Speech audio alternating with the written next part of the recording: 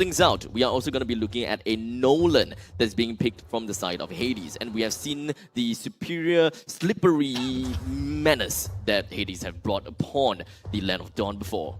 Honestly, Nolan is one of the premier picks all across MPLs.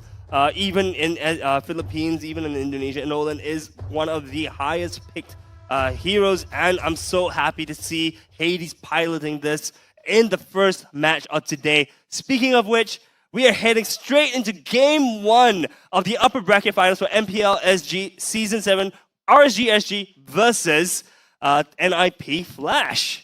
All right, going into this one, we know the drafts, we know you talked a lot about the intricacies of the different drafts, but if you had to just choose, which one has a somewhat easier time or easier composition to work with, who would you say? Personally, I would say NIP Flash. Yeah, I ditto that exact sentiment because honestly, NIP's Flash, they have range that they can deal with. Honestly, RSG is looking really short range, so they have to approach NIP Flash. But keep in mind, they've got the Tigreal. NIP Flash has the Tigreal that can just shove them back and use its ultimate to keep them together. And we have skirmishes starting off. Back. Godzilla already getting low. He flickers back. He's trying to get back to safety. Diablo, Hades, I don't think they're going to commit, and they've gone too far. Hades is the first to fall. Diablo's next on that list. Lalzi will just kind of walk back and just be like, hey, what happened, guys? Very efficient movements coming in from the side of RSG, immediately responding to the call of duty whenever they saw someone that is in danger. In fact, NIP Flash started up with a pretty good initiation on the Lalzi. The Blaze chops in, he gets stunned under tower, doesn't even be careful, and Lalzi somehow survives. Woo! Oh, that was so close. Bray hit level 4, by the way, in that first team fight. So he used the ultimate to try to get an early kill onto Lalzi, but unfortunately was not able to get anything more than that. And wow, RSG off to a very strong start. It is. In fact, this start is not exactly what I'm expecting, because when it comes down to NIP Flash's lineup, they do have the very conventional start, whereby they have a mage in the middle lane, and understandably, when it comes down to mage, once they hit level 2, they already got the biggest power spike as compared to any other roles that is in the game. First skill and second skill are always going to be damage abilities, and it will always help them to work out with the early game engagements. Which is why when I see NIP Flash started in the team fight, solo, Hades is going to take that one out, and touches the blades. He goes in, and it looks like closer. He's going to be focused here. The spear's a little off the mark, and now RSG are going to back off. What a steal coming in from the side of Hades. Bray decided that, look, I have the level advantage, so I should be able to win the retry fight. But Hades hits level 4 right as the turtle was down to half HP, so Hades decides to scoot on over and manages to steal it with his retribution. And guys, Brave Smite on Dairy, Lauren? Brave Smite on Florid. Well, it pretty much just assume for me, I would just assume that he would want to have probably a better time when it comes down to laning together with the Moskov, or perhaps it's just more of a better survivability throughout the entire game, just so that he has more time that is always going to be around. But the problem is, does need to be careful. He's going to back off. He's going to be fine. It's fine. But the problem when it comes down to Florin is that whenever I look at Florin, I will always assume that the best way to use a Florin is when your team actually utilizes healing capabilities, regen, spell vamps. But unfortunately, RSG doesn't really quite have that. So the only thing I can expect is only when CS picks up a Heart's Claws for themselves, and that is probably the only time where the anti-regen debuff will be shredded off. Yeah, in the bottom lane, looks like they're going to go. Lalzi gets the nice stun. He's been charged, but he's going to go down. Bray will get credit. Derry trying to walk into it, and Hades actually cuts him off, and Bray gets over the wall. He's going to be fine. Lots of mini skirmishes happening all across the map. There is no room for us to take a breather, man. These teams are bashing heads against each other, and, we are seeing just so much death on the field, but even then, only 300 gold lead to RSG so far. Honestly, we'll probably see a next fight in about 2 seconds or so when the turtle spawns. Right now, we got Hades going in. Feathered airstrike right on. Hit does connect onto Derry, and Hades now, he's going to be jumped on from the backside. Godzilla running after him, and Hades gets away. Not a lot of HP to work with, but we do have the turtle that is currently available at the northern side. So it really depends on whether Hades will be able to get enough HP back in order to really take onto this turtle fight. But EXP wise, we gotta have to look out for this because Bray is currently at level 7 and Hades just okay, number one, both of them are level 7, so it's not too bad of a deal. Lousy gets him, lines him up with Bray. Diablo going in for this one as well. Closer trying to back off the feathered airstrike. He's trying to connect onto this one, but Lousy so low. Closer going down to the ends of the earth to get him, but he might have gone too far. He's gonna fall, and it looks like that's gonna be it. It's gonna be a 2-for-1. 2-for-1 trade is not what RSG is looking for. Now we have a 500 gold lead, which is going to expand 800 gold lead to the side of NPFL. NPFL taking that second turtle of the game. Honestly speaking, things are starting to look like the tables turning for the side of NPFL. It will definitely be a lot more difficult for RSG to execute their game as compared to NPFL. But I will say that right off the start, they're actually doing a pretty darn good job. I am pretty much expecting that the amount of skilling and of course the farm from RSG is going to slowly and very gradually work out for Bray. Bray is understandably going to be one of the main heroes that we need to look out for, and he needs to snipe down onto Curtizi. Godzilla understandably have some other jobs that he gotta have to work out on, because Vanix understandably is super slippery. Yeah, look, Vanix is going to be really hard, but once he does use the ultimate, he is also going to be a very prime target, I think, for RSG to pounce on. Honestly, really liking the composition that RSG has brought to the first game today. Honestly, who would have expected Godzilla to play Terizla, right? Yep. But that's not really what I expected. Yeah, no, for sure. Like Xbox, yeah, sure, you can be a little bit more flexible about that, but to see them pull kind of like a J move, that's not what I expected. No, but I love it, right? Because this composition makes sense. It allows them a tanky front. It gives them a tanky front line in Xborg as well as the Terizla, but it also gives them opportunities to pounce the back line with the Ling, with the potential Xborg as well, and you also have sustain in the Florin, right? Not to mention Moskov as well. He just does his own thing, right? He just shreds through the entire team with his spears. So honestly speaking, love how RSG has brought this lineup together. And as you mentioned, the later they go in the game, the better they're going to be. On the other hand, NPFL, their lineup spikes probably mid to late game as well. But I'm always afraid of damage output, right? When we look at the fact that a mage has been substituted by a fighter, which is going to be an initiating fighter such as a Terizla, you might actually lose out quite a bit of damage, because look at this, the entire cost of Godzilla's damage pretty much just tickles Longsy only. That's true, but we did see the damage graph earlier with Feather Airstrike. Doesn't seem like they will be able to take much of a fight from this point on. Curtizi already don't have the Feathered Airstrike. The Turtle is currently available for the picking as well. So when it comes down to the ultimate economy, understandably, the NPFL would have a rougher time for this taking.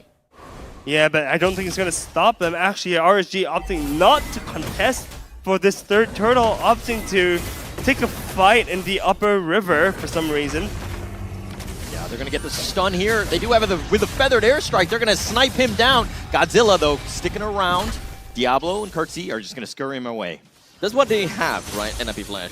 Burst damage. And RSG doesn't really quite have that. Honestly, a little bit confused as to why RSG are taking these fights. Honestly speaking, they should be targeting for objectives like the turtle. They opted to fight for the first one. Second and third one, they just kind of gave it away, and they didn't do any kind of cross plays. You know, oftentimes we see teams, when they give up the turtle, they often choose to take another objective on the other side of the map, such as a tower push or perhaps a jungle invade. But we saw none of that so far. Bray gets sniped out. Hades with the outplay. I mean, he's got the level advantage, so that made it much easier, but Bray did not expect that one. And Bray just, look, deaths like this should need to stop happening for the side of RSG, right? They're losing players, they're losing life for no good reason. And at this point of the game, right, NPFL, this is where their power spike hits. This is where, if they are given if they're given leniency of the game, if they're given full control, it's going to be really hard for RSG to come back. NPFL, what they want is team fight. They just want to fight, fight, and fight, because understandably, they are really strong in that very aspect. But RSG, though, that is not their forte at all. What they want to do is they want to create diversions. They want to play the map a lot more. They want to play onto the macro game and just go for split pushes. Yeah, Lousy up front. He gets the charge. He's got the knock up as well. But all of this for the Fenrir, it seems like it's quite a bit on the backside. The Feathered Airstrike, Vanix and Lalzys are still there. Bray getting focused here. He's going to be killed. Diablo will take credit for that one now. Lalzy's on the run. He needs to back off. He's getting sniped out by CS, who's going for this. He does get the kill. He wants Diablo as well. He's gotten a double kill. And continuing on, it looks like Hades continuing forward. Godzilla will then flicker back, and that's going to end most of this fight here. Katisi still trying to look for something, perhaps just wanting to get vision, I suppose. But the first Lord has been started for the side of NIP Flash. Once again, I'm a little surprised that RSG is not trying to contest with this at all. It's once again given. Yeah, I don't think they can. can't It's contest it. not that they don't want to, it's just that Bray was down, they didn't really have the retribution, so you're kind of in a bad spot to begin with. I can kind of understand what NIP Flash was trying to do at that point in time. They did manage to kind of go in for a team fight that favored them a lot because of the amount of real estate that RSG can maneuver around with, which actually inhibits the growth of a Moskov because positioning is key when it comes down to Moskov. But it also plays a very difficult part for NIP Flash. The moment that they are all huddled together, it actually also helps Moskov. So by the end of the day, NIP Flash, they went in, they found Bray, they got him they got a kill off of him, and they're like, okay, there's a lot as well. The moment that Bray goes down, we can focus on the standing up onto neutral objectives, which is exactly what NIP Flash did. But by doing that, they backed off and lost 2. Oh, the Feathered Airstrike, in addition to the Lord, making it difficult for them to even get to it. Yeah, they did a little chip damage on the T3, but that's the first Lord. They'll take that. Yeah, the first Lord doing damage to the tier 3 turret is definitely what NIP Flash is looking for. Diablo being a little bit cheeky. Lost the flicker. Force the flicker, that's pretty much it. But the Feathered Airstrike, right back off on cooldown. He's going to go for this. They get the T3 bottom. That is an opening. That's what you want as NIP Flash. That is Especially great. since this is the first Lord. Yeah, not to mention that they're up also 6.4k gold. That's 2 entire items right now. The gold, keep in mind, guys, just about 2 to 3 minutes ago was very, very close. And right now, the game has blown wide open to... Sorry, the game has flown to NIP Flash's side. At this point, NIP Flash looking extremely dominant. Itemizations-wise, we do have Vanix that has pretty much gotten themselves with a total of 3 items, the Feather of Heaven, the Scythe, as well as a Holy Crystal. While Hades, he's got 3 items as well, with the Hunter Strike, Malefic Roar, as well as the Blade of Destruction, almost with the Endless Battle. So from maybe about 2 minutes from now, it's pretty fair to say that NIP Flash would have quite a lot of lead, and they would have a full item away from their counterparts. Yeah, things are looking a little bit grim for the side of RSG, but the silver lining is that CS has completed his Holy Trinity and looks as if he's building towards potentially a Has clause. So honestly speaking, I think CS is going to be the saving grace for the side of RSG. I mean, they rely on Bray, right? They're trying to funnel as much as possible. He hasn't had the greatest of games. He's died 3 times already. He's 2 levels behind Hades. So this is a pretty sizable advantage that they need to overcome.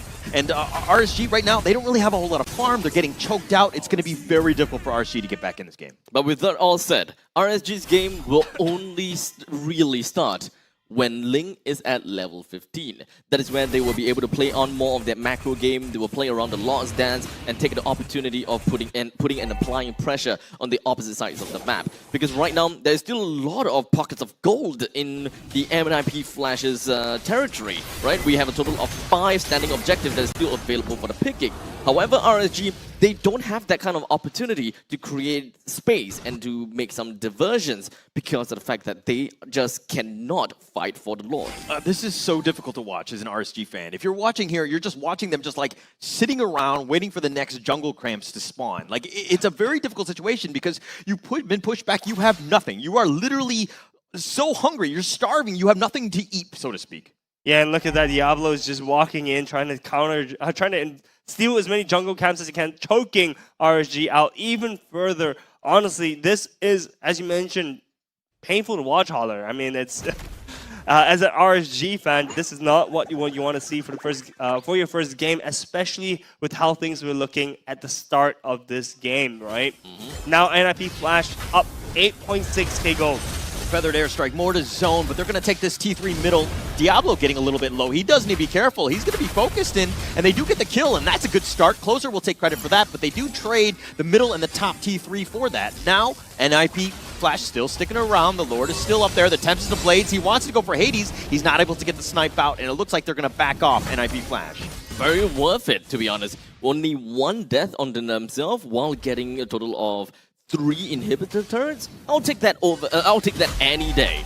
Oh, but Lalzi all up in front. Yeah, he charges. He's got the knockup as well. And Godzilla taking most of that. The penalty zone, but he might have gone too far, and he does fall in the end. CS is going to be next on that list. Closer getting focused now as well. And NIP have found that opening all off the somewhat greed, so to speak, of Godzilla on that one. The base wide open. They're going to wait for the next minions. It's just a matter of time. Bray's just going to try to do what he can. But with the base wide open, they do chase him out. Ex-teammates, the Feathered Airstrike, they're going to take game 1.